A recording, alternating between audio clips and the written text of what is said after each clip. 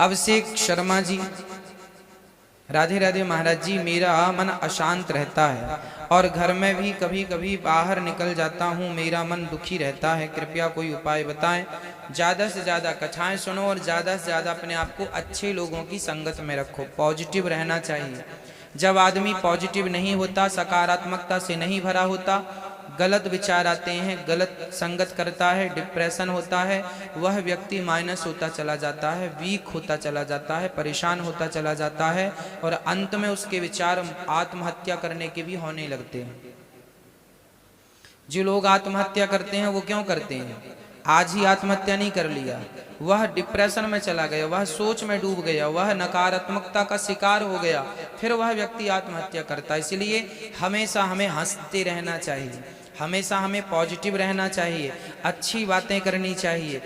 जो व्यक्ति गलत बातें कर रहा हो, हर बात नकारात्मक कर रहा हो, हर बात नेगेटिव कर रहा हो, ऐसे व्यक्ति के साथ ना रहना, क्योंकि वह इतना नेगेटिविटी व्यक्ति है, इतना नेगेटिव व्यक्ति है कि आप संग में रहेंगे तो वह आपको भी अपनी नकारात्मकता से भर देगा। इसलिए अच्छे लोगों की संगत करो, ऐसे लोगों की संग। कई लोग कहते हैं नहीं ये तुम नहीं कर पाओगे, ये नहीं हो पाएगा, ये तो हो ही नहीं सकता, ये तो कर ही नहीं सकते, ऐसा तो हो ही नहीं सकता, अरे ये कर सकता है क्या? ऐसे लोगों से बच के रहना। हमेशा ऐसे लोगों की संगत करना जो कहे हाँ तुम सब कर सकते हो, ये हो सकता है, nothing is impossible, everything is possible. क्या नहीं हो सकता बताइए? कल्पना चावला चांद तक जा सकती है, तो क्या आप सफल भी नहीं हो सकते? फिर सब कुछ हो सकता है, लेकिन ऐसे लोगों से बचना है जो ये कहते हैं कि ये नहीं हो सकता। ऐसे दोस्तों से भी बचना जो कहते हैं कि ये काम तुम नहीं। जो दोस्त कहे कि तुम ये काम नहीं कर सकते, इसका अर्थ ये है कि वह तुम्हारे मनोबल को डाउन कर रहा है, आपके कॉन्फिडेंस को कम कर रहा है। और कम करने वालों की संगत नहीं, बढ़ाने वालों की संगत करो। जो कहे कि हाँ तुम सब कर सकते हो, है ना। एक राजा थे, शायद ये महाराणा प्रताप की कथा हो सकती, पृथ्वीराज चौहान की हो सकती, मुझे राजा का नाम तो एग्जैक्ट पता नहीं है, पर मैंने सुना कि एक घोड़ा था, शायद चेतक घोड़ा था। वह जब खतरे में पड़े वह राजा की, तो वह इस पहाड़ से उस पहाड़ में छलांग लगानी थी उस घोड़े को, और वो दूरी बड़ी लंबी थी, मतलब संभव नहीं थी। लेकिन वो घोड़ा चेतक था या कोई और रहा होगा, चेतक ही था। उस चेतक नाम के घोड़े ने साहब असंभव को संभव किया। घोड़े ने, वो घोड़ा था, वह भी दौड़ते, वो चतुर घोड़ा था, सामान्य घोड़ा नहीं था, वह चतुर घोड़ा था। वह जानता था कि मैं कितना तय कर सकता हूँ, कितनी छलांग लगा सकता हूँ, लेकिन वह उस घोड़े के भी बस में नहीं थी। लेकिन उसका मनोबल, घोड़े का मनोबल स्ट्रांग था। वह घोड़ा सोचा कि चलो कर लेते हैं, और जब लंबी छलांग उसने दौड़कर भरी तो असंभव, उसके पहले आज तक किसी घोड़े ने इतनी छलांग लंबी नहीं लगाई, और उसके बाद भी किसी घोड़े ने इतनी लंबी छलांग नहीं लगाई। क्यों नहीं लगाई? क्योंकि इतने मनोबल स्ट्रांग जितना चेतक का था, उसके बाद किसी का मनोबल बना ही नहीं। आप भी जीवन में छलांग लगा सकते हैं, लेकिन कब? जब आपको अपने भीतर कॉन्फिडेंस, विश्वास हो कि आप कर सकते हैं। कई बार आप कर बहुत कुछ सकते हैं, पर आप नहीं करते, अरे हो पाएगा कि नहीं, करूंगा तो नुकसान ना हो जाए। जीवन में थोड़ा सा रिस्क तो लेना ही होता है। चेतक ने भी रिस्क लिया और छलांग मार दी, लग गई छलांग। फिर आपको भी तो रिस्क लेना होगा। अब सोचते रहो नहीं साहब हम व्यापार नहीं कर पाएंगे, नहीं कर पाएंगे। क्यों नहीं कर पाओगे? करो तो सही, छलांग लगाओ तो सही। करोगे तो उम्मीद है कि हो जाए, पर ना करने से तो उम्मीद के दरवाजे बंद हैं। करने पे कम से कम दरवाजे तो खुले हैं, पार जा तो सकते हो। नहीं जाओगे तो हार भी जाओगी, तो उस हार पर भी तो कुछ अनुभव तुम्हें मिलेगा, कुछ सीख तो मिलेगी। जीवन में असफलता भी हमें बहुत कुछ सिखा के जाती है। जीवन में असफल होने वाला व्यक्ति बुरा नहीं है। जीवन में वह व्यक्ति बुरा है जो सफल होने की उम्मीद छोड़ चुका है। असफलता बुरी नहीं होती, असफलता बुरी नहीं होती, सफलता की उम्मीद छोड़ देना बुरी होती। इसलिए असफल हो जाओ तुम, यदि असफल हो जाओगे तो सफल होने की सीढ़ी और मजबूत हो जाएगी। दूसरी बार असफल हो गए तो अब तो और मजबूत हो गए आप। तीसरी बार कोशिश किया, असफल हो गए, अब चौथी बार प्रयास करना, जरूर सफलता। क्योंकि असफल होने में जो आपका अनुभव था वह बढ़ने लगा। अरे हमसे ये गलती हुई थी इसलिए असफल, अब ये गलती नहीं, वो गलतियां धीरे धीरे सुधरती जाएंगी और एक दिन आप सफल हो जाएंगे। आपने 10 बार असफल हुए और आप हिम्मत हार गए, अब तो नहीं कर सकता। अरे पगले 11वीं बार कर, शायद 11वीं बार सफल हो जाए। क्यों चलो हम हिम्मत हार के बैठ जाए, नहीं कर पाएंगे। 10 बार नहीं हो पाया ना, हार गए 10 बार, नहीं हो पाए, अब नहीं हो पाएगा। तो हिम्मत हार के बैठ गए घर पे, इससे क्या मिल रहा तुम्हें? इससे अच्छा था कि तुम 11वीं बार कोशिश करते। क्या सही था? हाथ बांध के घर में बैठ जाना सही था या 11वीं बार कोशिश के लिए निकल पड़ना सही था? महाराणा प्रताप जब हल्दी घाटी का युद्ध, सेना कम हो गई, उनके योद्धा मारे जाने लगे, तो वह जंगल की तरफ भाग गए। और क्या हुआ? जंगल की तरफ भाग गए, उन्होंने घास की रोटी खाई, जंगल के भीलों की सेना तैयार की और जंगल की भीलों की सेना तैयार करके फिर हल्दी घाटी का युद्ध हुआ। और इतिहास में पढ़ाया गया कि इतिहास में छेड़छाड़ करके महाराणा प्रताप हल्दी घाटी का युद्ध जीते थे।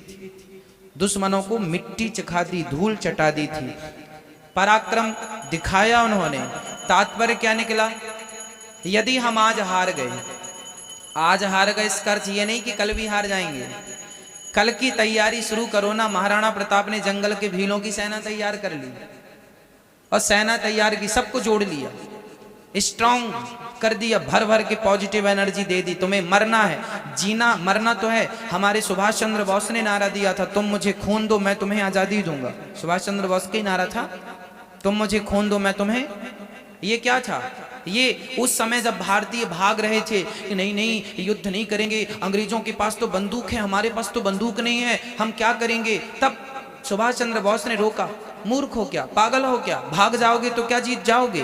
भाग जाओगे तो मर जाओगे। भागने से अच्छा है छाती पर गोली खा के मरो, मरना तो वैसे ही है।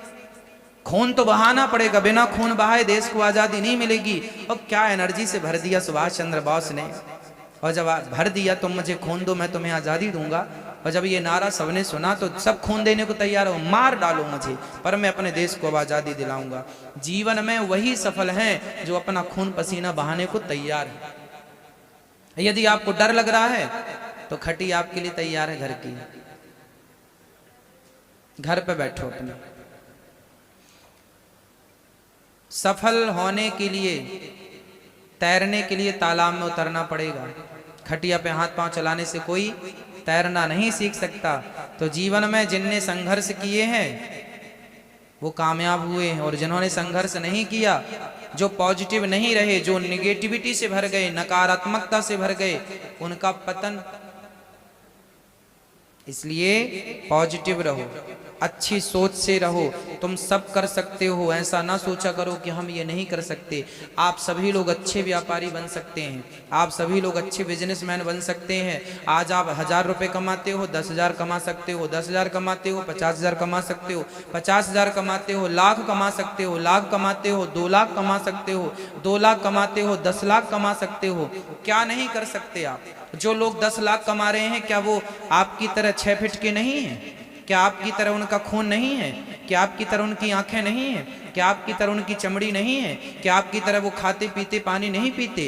अरे जो 10 लाख रुपए महीना कमा रहे हैं वो भी खून उनका लाल है, उनका भी हाथ पांव हमारे जैसा, सब वैसे ही तो है, ईश्वर ने जैसा दिया है। फिर वो 10 लाख कमा रहे हैं और तुम 10,000 कमा रहे हो। क्यों कमा रहे हो? क्योंकि उनके पास बुद्धि ज्यादा है, पॉजिटिव ज्यादा है, तुम्हारे पास बुद्धि कम है, तुम पॉजिटिव कम हो। पॉजिटिव अर्थात एनर्जी से कम भरे हो, इसलिए अपने आप को एनर्जी से भरो।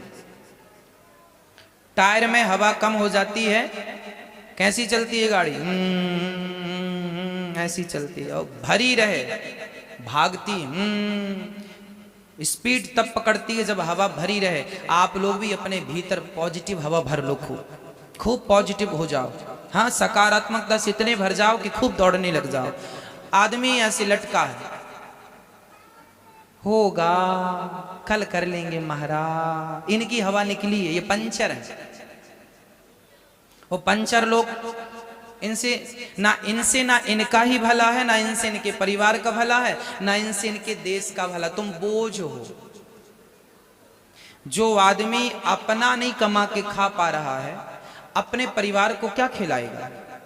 अरे हम बूढ़ों की बात नहीं करते, बुढ़ापे में तो कमाएगा, हम जवानों की बात कर रहे हैं। तुम जवान, तुम 25 साल के छोरा हो, 30 साल की तुम्हारी आयु है, तुम 35 साल के हो, 40 साल के हो, तुम्हारे शरीर में तेज है, तुम्हारे शरीर में शक्ति है, और फिर भी तुम हवा निकाले बैठे हो यूं। कुछ नहीं महाराज, खटिया पे पड़े टीवी देख रहे हैं, पिक्चर देख रहे हैं, 1 रुपए नहीं कमा रहे। ऐसे लोगों को तो, ऐसे लोगों से तो जनसंख्या बढ़ी पड़ी है भारत की। ऐसे लोगों की जरूरत है आज। ये अपना ही कल्याण नहीं कर पा रहे हैं तो ये अपने माँ बाप को क्या खिलाएंगे, पत्नी को क्या खिलाएंगे, बच्चों को क्या खिलाएंगे? बहुत सारे पति आपको मिल जाएंगे जो पत्नी का मंगलसूत्र बेच देते हैं, बहुत सारे पति मिल जाएंगे जो अपने घर का सामान बेच देते हैं, कमाते कुछ नहीं है, पत्नी से कहते हैं अपने बाप के घर से पैसे ला। ऐसे लोगों से देश भरा पड़ा है, तो कैसे देश का विकास होगा? अमेरिका में ऐसे लोग एक भी नहीं है, इसलिए अमेरिका टॉप पर है। जापान में ऐसे एक भी निकम्मे लोग नहीं है, भारत में ऐसे लोग पड़े हैं, करना कुछ नहीं चाहते, मिल जाए तो खा लेंगे, करेंगे कुछ नहीं। 1 रुपए नहीं कमा रहे हैं भारत के लोग, और कह रहे हैं बेरोजगारी है। अरे भाई कहीं बेरोजगारी नहीं है, करने वाले के लिए सब जगह काम हो, ना करने वाले के लिए कहीं काम नहीं है। ये तुम्हारी अकर्मण्यता है, बेरोजगारी नहीं है भारत में। जापान में तो बेरोजगारी के नाम पे कोई नहीं रो रहा, अमेरिका में तो बेरोजगारी के नाम पे कोई नहीं रो। क्यों नहीं रो रहा? क्योंकि वहां काम करने पे बिलीव करते हैं, काम करने पे मन लगाते हैं। यहाँ पे काम नहीं होता भाई, थक जाता है आदमी, दिन में 10 बार चाय पीता है। इतने थके, केवल सबसे ज्यादा थके लोग भारत में ही मिलेंगे। 2 घंटे काम करे फिर चाय पीने आ जाएंगे, काम छोड़ छोड़ के बहाने बना के आ जाते, चाय पीने जा रहे हैं। चाय पीने में 20 मिनट खर्च करते हैं। 20 मिनट की कीमत जानते हो क्या होती है? वैल्यू नहीं है, समय की वैल्यू नहीं है भारत में। भारत में समय की वैल्यू ना होने के कारण भारत पिछड़ा है। जिस दिन भारतीय लोग, भारत के लोग समय की वैल्यू समझ जाएंगे, सीख जाएंगे, 1 मिनट क्या होता है, अरे 1 मिनट छोड़ दीजिए, 1 सेकेंड क्या होता है, आपको पता है 1 सेकेंड क्या होता है? मैं आपको कल भी ये एग्जाम्पल दिया था, मैं आज भी आपको एग्जाम्पल दे रहा हूँ। टीवी पर जो ऐड आते हैं ना, साबुन के, शैम्पू के, कपड़ों के, फलाने के, ये शैम्पू ऐड इत्यादि जो आते हैं, यह ऐड कितने के होते हैं? 1 सेकेंड का ऐड, 5-5 सेकेंड के ऐड होते हैं, 10 सेकेंड का ऐड होता है, 20 सेकेंड का। टीवी में जो ऐड आप लोग देखते हैं, ये कितने सेकेंड के ऐड होते हैं?